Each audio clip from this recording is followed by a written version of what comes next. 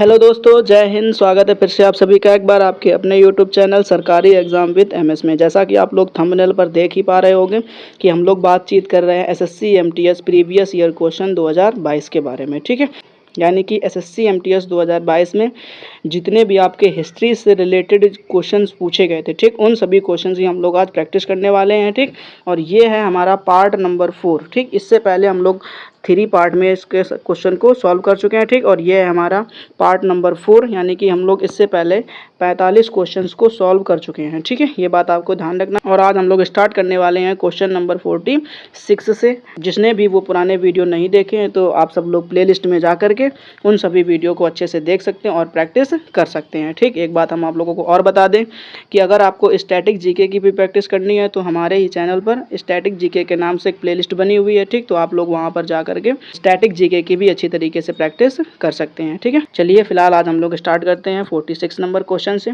ध्यान से पढ़ना। पहला क्वेश्चन हमारे पास में लिखा हुआ है, कह रहा सातवाहन का सबसे महत्वपूर्ण शासक था, मतलब सातवाहन वंश का सबसे महत्वपूर्ण शासक कौन था। ठीक, अब पहला आपका पहला ऑप्शन दिया गया है गौतमी पुत्र सतकर्णी। ठीक, और दूसरा ऑप्शन दिया गया है पुलुमावी चतुर्थ, और तीसरा ऑप्शन दिया गया है सिमुका, और चौथा ऑप्शन दिया गया है वशिष्ठी पुत्र पुलुमावी। ठीक, तो आपको यहाँ पर ध्यान रखना ऑप्शन नंबर ए गौतमी पुत्र श्री सतकर्णी। ठीक, ये ध्यान रखना, गौतमी पुत्र श्री सतकर्णी जो है वो सातवाहन के सबसे महत्वपूर्ण शासक थे। ठीक, चलिए अब हम लोग देखते हैं नेक्स्ट क्वेश्चन। नेक्स्ट क्वेश्चन जो है वो हमारे पास में दिया गया है, कह रहा है कि भगत सिंह और बीके दत्त ने, ध्यान से सुनना, भगत सिंह और बीके दत्त ने केंद्रीय विधान परिषद में बम फेंका था, मतलब कब केंद्रीय विधान परिषद में बम फेंका था। ठीक है, यानी जो बटुकेश्वर दत्त थे उन्होंने और भगत सिंह ने कब केंद्रीय विधान परिषद में बम फेंका था। ऑप्शन नंबर ए में आपसे कह रहा है कि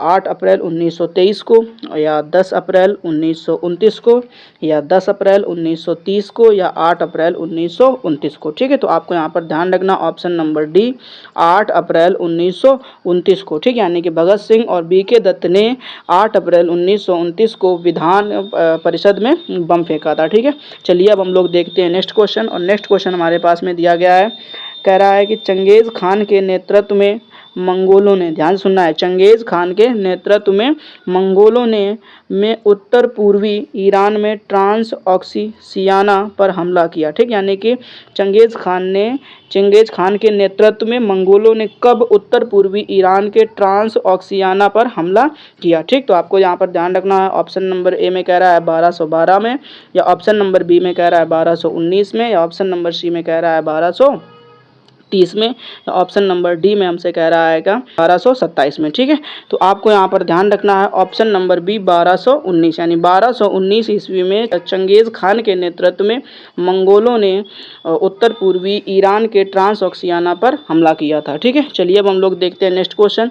नेक्स्ट क्वेश्चन में हमसे कह रहा है भारत में सन, ठीक है, कितने में सती प्रथा पर प्रतिबंध लगा दिया गया था, यानी कि भारत में सती प्रथा पर प्रतिबंध किस वर्ष लगाया गया था, ये आपसे पूछा गया है। ठीक है, तो वहाँ पर आपको ध्यान रखना ऑप्शन नंबर ए में कह रहा है 1857 में, ऑप्शन नंबर बी में कह रहा है 1819 ईस्वी में, ऑप्शन नंबर सी में कह रहा है 1847 ईस्वी में, और ऑप्शन नंबर डी जो है वो हमसे कह रहा है 1829 ईस्वी में। ठीक, तो आपको यहाँ पर ध्यान रखना है ऑप्शन नंबर डी, यानी 1829 ईस्वी में, यानी कि भारत में 1829 ईस्वी में सती प्रथा पर प्रतिबंध लगा दिया गया था। ठीक है, चलिए अब हम लोग देखते हैं नेक्स्ट क्वेश्चन।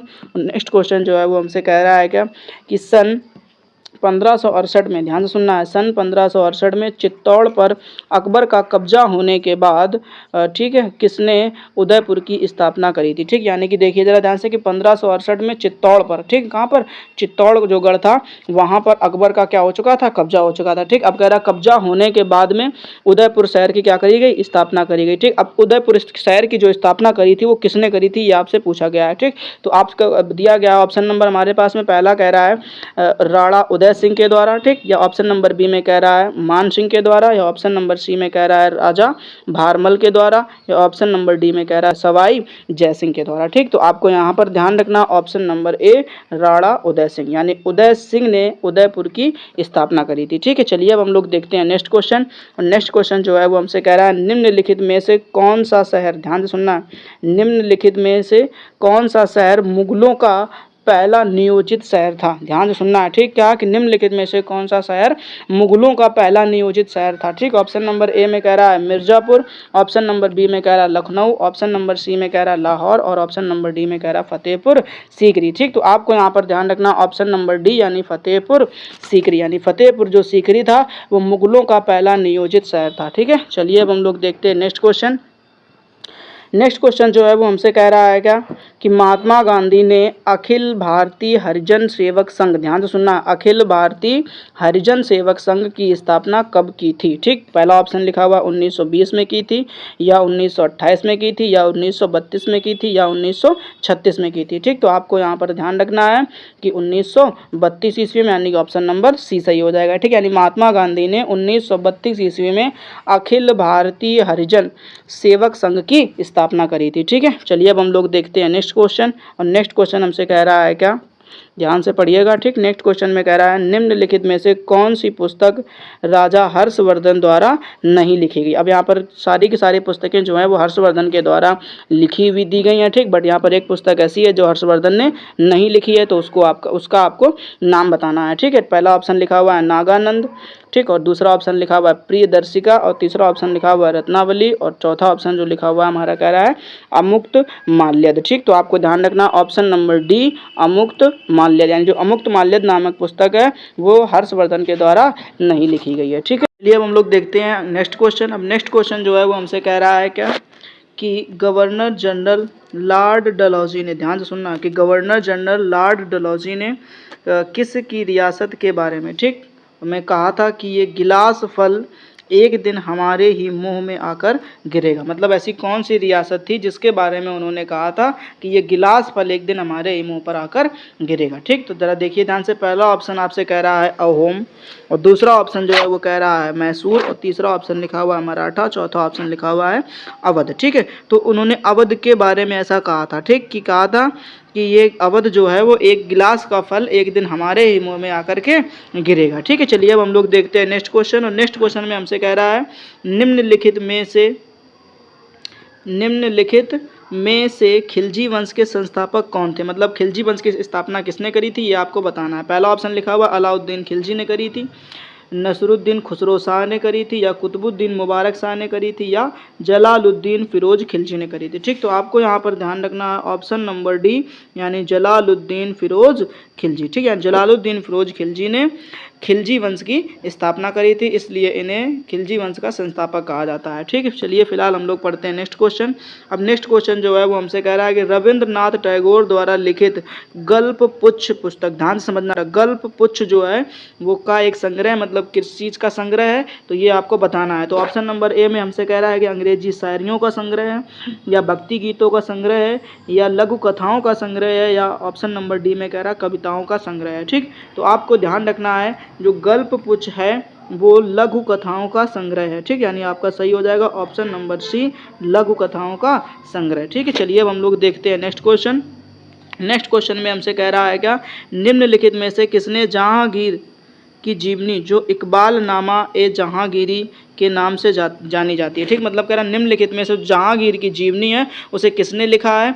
जो इकबाल नामा, समझना ध्यान से, जो इकबाल नामा ए जहांगीरी के नाम से जानी जाती है। ठीक, तो आपको यहाँ पर ध्यान रखना है पहला ऑप्शन आपसे कह रहा है मुतामिद खान, ठीक, और दूसरा ऑप्शन कह रहा है इनायत खान और तीसरा ऑप्शन लिखा है अब्दुल फजल और चौथा ऑप्शन लिखा हुआ अब्दुल रहीम खान। ठीक, तो आपको यहाँ पर ध्यान रखना ऑप्शन नंबर ए मुतामिद खान ने।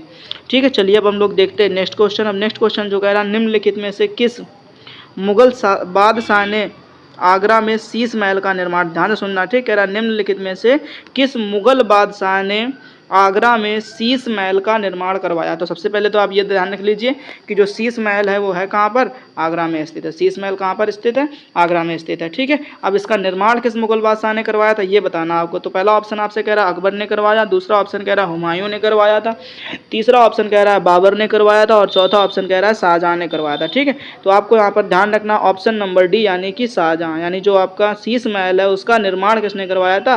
शाहजहां ने करवाया था। ठीक है, तो यहाँ पर ऑप्शन नंबर डी सही हो जाएगा। ठीक है, चलिए अब हम लोग देखते हैं नेक्स्ट क्वेश्चन।